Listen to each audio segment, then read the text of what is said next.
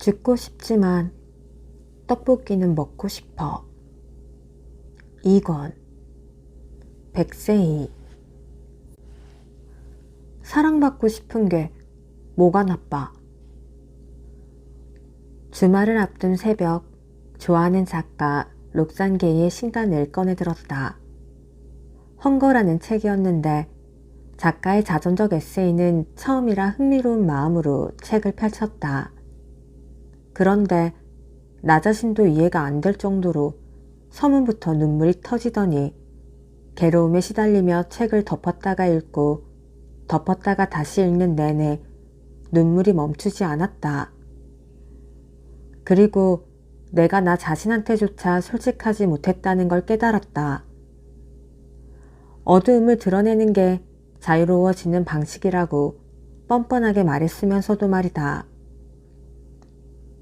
곧이어 기억하지 못했던, 사랑받지 못해서 외로웠고 괴로웠고 슬펐던 어린 시절의 기억 전부가 수면 위로 떠올랐고 머릿속에 펼쳐졌다. 중학교 때부터 누군가를 꾸준히 좋아했지만 고백을 받아줬던 사람은 없었다. 중학교 3학년 땐 친구처럼 지내던 관심 있는 남학생의 옷자락을 붙잡으며 장난을 치는데 내가 좋아하는 게 티가 났는지 옆에서 그 아이 친구가 조롱하듯 백세희가 너 좋아하나 보다? 라고 이야기했다. 내가 좋아하는 아이는 쪽팔린 듯한 표정을 지었고 고등학생 때는 내가 자신을 좋아한다는 걸 느낀 다음 날부터 나를 없는 사람 취급했던 아이도 있었다. 내 마음을 장난감처럼 갖고 놀았던 사람도 있었고 당연하게도 내가 좋아했던 아이가 나와 친한 친구를 좋아한 적도 꽤 있었다. 물론 사랑받았던 경험도 있다. 하지만 그 순간에 상처받았던 기억들만 선별하듯 떠올랐다. 기억은 정확하지 않으니까 내 멋대로 재편했을 수도 있다. 과도하게, 더 자극적으로. 하지만 나의 연애는 왜 늘 수동적인지, 또 나는 왜 내 주도와의 가까워진 관계에 대한 불안감이 심한지에 대한 생각의 퍼즐이 일부 맞춰진 것 같았다. 내가 좋아하는 사람은 날 좋아하지 않는구나. 나는 이 사람한테 사랑받고 싶었는데, 어쩌면 모든 이에게 사랑받고 싶었는데 사랑받지 못하는구나. 이러한 생각에 사로잡혀 나 자신을 혐오했고 늘 사랑받을 자격이 없는 사람이라고 여겨왔다.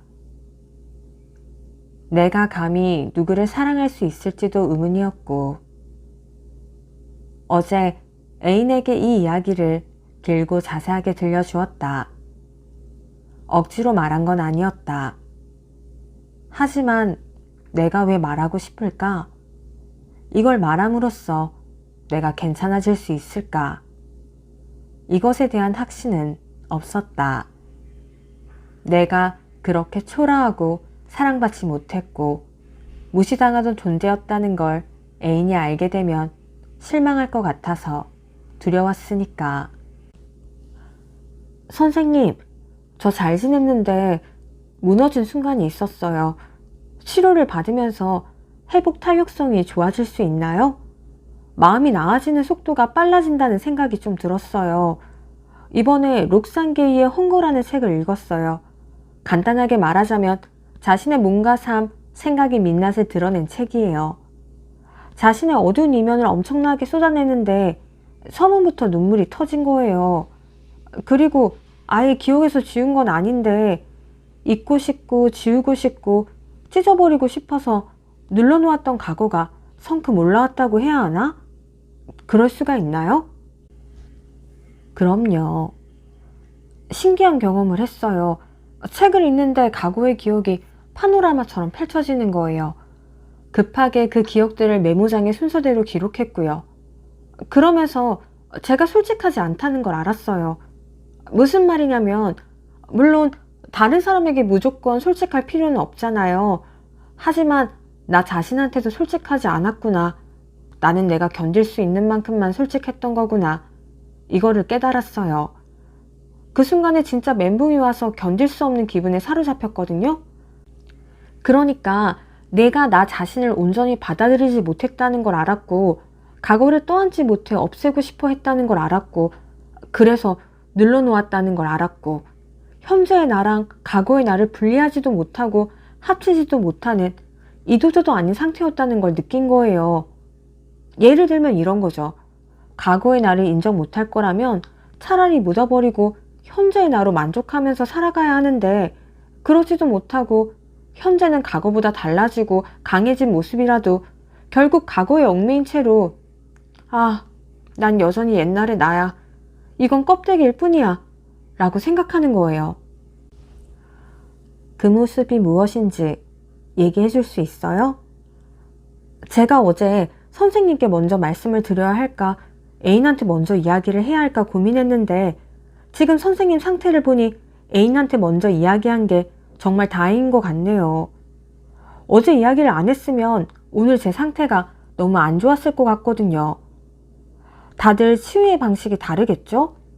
저는 사람들이 무조건 솔직해야 한다고 생각하지 않아요. 솔직함을 강요하는 것, 억지로 털어놓게 하는 것만큼 폭력적인 것도 없다고 생각해요. 하지만 저는 그래도 저를 알잖아요. 저에게 항상 묻어두고 도피하는 것보다 드러내는 게 편안하고 자유를 얻는 방법이었어요. 힘들더라도요. 그렇게 드러냈기 때문에 단단해지고 이제 별거 아닌 게 된 것들이 많죠. 가난도 그렇고 아토피도 그렇고.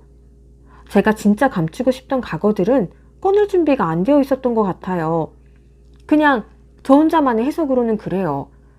그래서 무의식 안에 꽁꽁 잠가놓고 아닌 척 다 지나가 버린 과거니까 그때의 나는 내가 아닌 척 살아왔던 것 같은데, 사실 치유된 게 아니고 그대로 상처로 남아있었으니 좋게 생각하면 이제는 받아들일 수 있게 되어서 이렇게 떠올랐나? 라는 생각도 들었어요. 애인한테 이야기하는 건 어렵지 않았나요? 어떤 생각이 들었어요? 저를 무시하게 되지 않을까 하는 생각을 했어요. 불안했지만 말하고 싶었어요. 예전에 말씀드렸듯이 저는 먼저 드러내고 떠나려면 떠나라, 그런 주의니까. 그런데 애인은 무시하거나 실망할 거라고 생각하는 것 자체를 이해하지 못하더라고요. 왜 사고가 그런 방향으로 흘러가는지 납득하지 못하는? 저를 혐오했던 과거들을 다 이야기했을 때 자기는 살면서 누군가가 못생겨서 뚱뚱해서 피부가 안 좋아서 그 사람을 무시하거나 혐오해 본 적이 없대요. 그 사람이 자신한테 피해만 주지 않으면요. 그게 당연하지 않냐고 이야기하더라고요. 하지만 저는 맞아요. 그게 당연한 건데 당연하지 않다고 생각해왔던 거죠. 제 피부를 징그러워했던 친구들, 그리고 저는 제가 그렇게 못생겼었다고는 생각 안 했는데 못생겼었나? 아니면 통통해서 그랬는지, 내가 누군가를 좋아했는데 상대방은 내가 자기를 좋아하는 것 자체를 부끄럽거나 불쾌하게 여긴다는 경험들이 너무나 충격이었고, 난 혐오감을 주는 사람이구나, 내가 그 정도 가치를 지닌 사람이구나 하는 생각을 했죠. 더 혐오스러웠던 건 그 시선을 그대로 내재화하고 답습했다는 거예요. 누군가가 나를 좋아할 때 무시하거나 살에 집착하니까 뚱뚱한 사람을 싫어했다거나 생각이 뒤죽박죽이지만 뭔가 저랑 동일시하는 느낌인 것 같기도 해요. 어쨌든 다 말로 뱉어버리니까 너무 아무것도 아닌 느낌인 거예요. 아니, 아무렇지 않진 않아요. 하지만 그렇게 큰일은 아니구나. 누군가에게는 그게 도대체 왜? 라고 느껴질 정도의 가벼움일 수도 있겠다는 생각이 들었어요. 생각만 하고 있을 때는 감정이 섞여 있잖아요. 그 당시의 감정을 그대로 품고 있고요. 하지만 말로 꺼냈을 때는 자신을 관찰자 입장에서 평가할 수 있죠. 이성적으로요. 그러게요. 말하기 전에는 그때의 기억, 수치심 같은 것들이 몽땅 뒤섞여 있으니까 정말 커다란 일처럼 느껴졌는데, 말로 뱉어버리면 감정이나 시간은 사라지고 언어로만 건조하게 펼쳐지잖아요. 그러니까 와, 내가 고통받았던 경험들이 언어로 풀어놓으면 이렇게 아무렇지도 않은 거라니 억울한 심정까지 들었어요. 그 당시 사춘기 아이들이라면 누구나 생각할 수 있었을 그런 이야기처럼 느껴졌어요. 제가 오버하는 것 같고. 지금과 그때의 차이를 살펴보면 그때는 그 고통을 감내할 수 있는 능력이 안 되었던 거예요. 나만의 비밀 상자를 담아놓고 일시적으로 잠가뒀던 거죠. 감당할 여력이 안 되니까. 지금 나는 겨우겨우 버티고 있는데 내 상처 중 무엇 하나라도 건드리면 안 되는데 또 상처를 받으면 어떡하지? 그럴 바엔 그냥 좋아하는 감정을 덮어버리는 거죠. 그렇게 상처들을 덮어버리다 보니 어느새 덮어버렸다는 사실조차 모르게 되는 거죠. 그런데 막상 지금의 삶은 나를 사랑하는 애인도 옆에 있고 주변 사람들도 그때와는 분명히 다르고 아토피도 많이 나아졌잖아요. 당시에는 엄청 고통스럽고 힘들었겠죠. 하지만 현재 입장에서는 마치 과거에 생겼던 상처를 보듯이 그때는 되게 아팠는데 지금은 자국도 안 남았네. 또는 흉터를 보면서 아, 그때 그랬었지 정도로 바라볼 수 있게 되는 거죠. 아, 정말 맞아요. 죄송합니다. 목소리가. 아니에요. 진짜 그 책을 읽는 순간 비밀상자가 포장까지 되어 있던 비밀상자가 다 뜯겨버린 느낌이었거든요. 제가 뜯고 열었을 수도 있고요. 지금은 후련하고 좋아요. 그리고 아직 연습이 필요하겠지만 누군가가 저를 높게 평가해준다면 아무렇지 않게 근데 나 어렸을 때는 못나고 아무도 나 안 좋아하고 그랬어. 이렇게 말할 수 있을 정도의 힘이 좀 생긴 것 같아요. 네. 아까 말씀하신 것처럼 애인한테 이야기했을 때 애인의 반응을 살폈잖아요. 지금은 그게 가능한 상황이라는 거죠. 털어놓고 상대의 반응을 살피는 정도까지 오게 됐다는 걸 인지하셨으면 좋겠어요. 이제는 그때의 내가 아니잖아요. 네, 많이 강해졌어요. 사실 트라우마, 상처가 현재로 연결된다는 게 싫었어요. 과거에서 결코 벗어나지 못할 것 같아서 그랬나 봐요. 그래서 과거는 아무것도 아니다.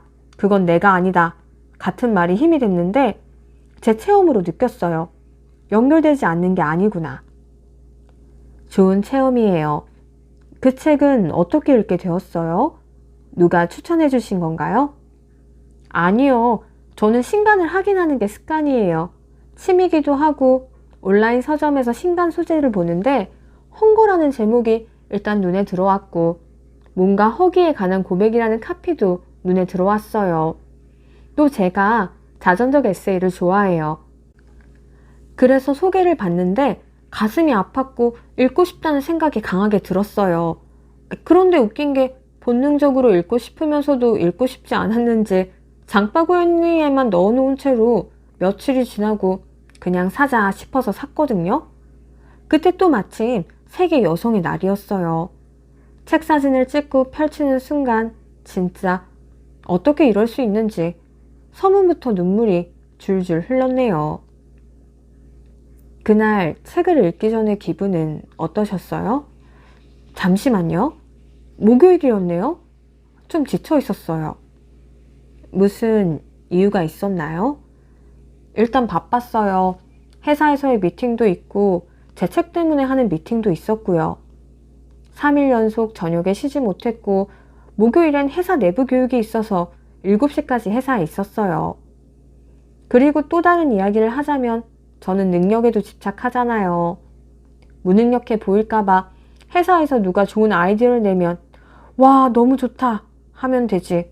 아 왜 나는 저런 생각을 못하지? 이러는 거예요. 그 원인은 잘 모르겠어요. 회사 워크숍은 어떤 프로젝트에 대해 아침부터 저녁까지 그냥 쭉 회의를 하는 거거든요. 그런데 다들 참신하고 통통 튀는 좋은 아이디어를 많이 내니까 아 진짜 나 같은 게 책을 써도 되는 건가? 라는 생각과 함께 자괴감이 들었어요. 하지만 좋은 건 오늘이 되자 아무렇지도 않아졌다는 거죠. 물론 그 당시에는 힘들었어요. 압박감도 강했고요. 실제로 누가 압박을 주고 그러진 않나요? 아무도 주지 않아요. 너무 웃겨. 차라리 압박을 주면서 저한테 뭐라고 한다면 이해라도 하지. 아무도 압박을 안 주니까 스스로 주고 있네요. 그러게요. 그리고 다들 생각은 하고 있으면서 나한테 말을 안 하는 거겠지? 벼르고 있는 걸 거야. 언제 터져 나올지 몰라. 이런 혼자만의 망상을 하죠. 이상한 성격. 그럼 혼자서 괴로워하고 머리를 쓰고 그래요? 네, 혼자 애쓰고 괴로워하다가도 다 벗어나고 싶다는 욕구가 들어요. 그리고 제가 과거 이야기를 메모장에 쭉 썼다고 했잖아요. 울면서 쓴 거라 제정신이 아니었거든요. 그런데 다시 보니까 맨 처음에 망가지고 싶다라고 썼더라고요. 제가 항상 진료 초반부터 선생님께 망가지고 싶다는 말을 많이 했더라고요. 그래서 선생님이 망가지는 게 뭔가요? 라고 물어보면 그냥 되는 대로 막 살고 싶다고 했죠. 그게 망가지는 거냐고 선생님이 그랬었고요. 그러니까 지금의 제가 망가지는 길은 회사를 그만두는 일이에요. 왜냐하면 일을 배우겠다고 팀까지 옮긴 지 4개월밖에 안 된 데다가 일도 많고 사람들도 엄청 바쁘고 그 가운데 저 정신병이 너무 심각해서 그만둘게요 라고 말을 하는 게 제 입장에서는 망가지는 길이고 욕구인 거죠. 그런 생각이 좀 들었어요. 어쩌면 진짜 망가지게 될까봐 누군가한테 압박을 받기 전에 선수 쳐서 스스로 압박을 주는 걸 수도 있지 않을까요? 부담감을 스스로 처리하는 방식으로요. 맞아. 부담감이다. 부담감이 너무 강해요. 어제 워크숍을 하는데 제가 사회생활에서의 공포감이 너무 크잖아요. 13명 정도 회의실에 모여서 회의를 했어요. 자유로운 분위기였고 숨막히는 분위기도 아니었는데 뭐라고 해야 될까요? 저희 회사는 대놓고 꼰대처럼 굴거나 대접을 받으려는 사람이 없어요. 그래도 위계 질서는 있죠. 예를 들어 다 모여 있으면 주도권은 본부장님 쪽으로 몰려 있고 우리는 눈치를 보며 앉아 있다가 누가 지금 회의 내용 기록하고 있니? 노트북 있어? 이러시면 제일 막내가 얼른 일어나서 노트북을 가져오는 이런 분위기란 말이죠. 그런데 그게 너무 무섭고 싫었어요. 그리고 제 또래 동료들이랑 있으면 괜찮은데 권력이 있고 무리를 짓는 사람들과 있으면 큰 불안감과 두려움을 느껴요. 이 사람들은 나를 욕하고 싫어할 것이다. 나를 해할 것이다. 라는 불안과 공포가 저를 짓눌러요. 아무도 저한테 뭐라고 하지 않았는데 혼자 나가 떨어지는 거죠. 그런 심리적 피로감을 어제 많이 느꼈어요. 계속 버려짐에 대한 공포감이 있네요. 그래도 예전에는 감히 내가 할 수 있겠어? 처럼 망가지는 욕구조차 가지지 못했지만 지금은 그것에 관한 공상이라도 하고 그래, 이런 고통을 받을 바에는 여길 떠나는 게 나아. 아니야, 그래도 인정받고 싶어. 하는 감정이 공존하는 것 같아요. 맞아요. 어떻게든 버티고 인정받으려는 욕구랑 다 그만두고 싶은 욕구가요. 네. 하지만 압박이나 불안감이 없다면 발전도 없거든요. 어떤 지적을 받아도 받아들이는 사람이 왜 저래 라고만 하고 아무 변화가 없다면 그것도 또 다른 문제가 될 수 있잖아요. 세희 씨는 어느 정도 나의 발전을 위해 무섭고 두렵다는 생각을 하는 거죠. 사람은 나이에 따라 달라진다고 하잖아요. 예전에는 무조건 진보적이었는데 나이가 들어 내가 지금 꼰대가 되나? 이런 불안함을 느끼면서도 자신의 행위나 변화에 대해 또다시 적응해 나가는 것처럼요. 가독이라고 생각했으면 해요.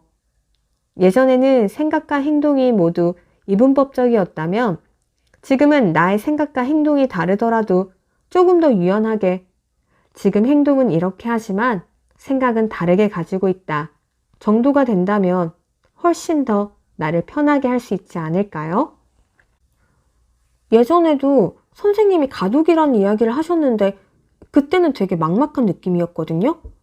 이게 정말 가독이가 맞는지도 모르겠고 그런데 이번에는 이건 가정인 것 같다라는 느낌을 처음 받았어요. 그렇게 믿고 싶었고요. 잘하셨어요. 나는 뚱뚱하고 못생기고 피부가 안 좋은 사람한테 혐오감을 느낀 적이 없다라는 말에 큰 위로를 받았어요. 너무 맞는 말이라서. 다들 그런 경험이 있죠. 내가 기억하고 싶지 않은 되게 싫은 모습들이 있잖아요. 예를 들어 나는 이런 걸 혐오하면 안 된다고 생각하는데 나도 모르게 혐오하고 있었다든지. 그러면 스스로가 부끄럽고 반성을 하게 되죠. 과거에 자신이 피해자이기만 하진 않았을 수도 있고 가해자였던 적이 있었을 수도 있어요. 그런데 그런 생각들을 이렇게도 해보고 저렇게도 해보고 좌충우돌하면서 내 생각이 만들어지는 거잖아요. 나의 극단적인 경험이 기억났다고 해서 그것이 내 본질을 전부 설명해 주는 것은 아니에요. 네, 제가 남성 중심적인 시선, 사고를 오랫동안 가지고 살았잖아요. 남자한테 잘 보이고 싶었고 이런 모습들이 너무 혐오스러웠어요. 그런데 애인이 그게 왜 혐오스럽냐는 거예요. 왜 혐오스러운지 모르겠다고 혐오가 뭐니에요. 그래서 혐오? 아주 싫은 거 그보다 조금 더 위에 있는 것 같아 하니까 잘 이해가 안 된대요. 누구나 누군가에게 잘 보이고 싶은 거 아닌가? 라고 얘기를 하더라고요. 내가 어렸을 때 막 찐따같이 어떤 애한테 잘 보이고 싶어서 혼자 신경 쓰고 착각하면 그랬던 게 너는 혐오스러워? 그래서 아니라고 했어요. 진짜 아니거든요. 귀엽죠. 안쓰럽기도 하고.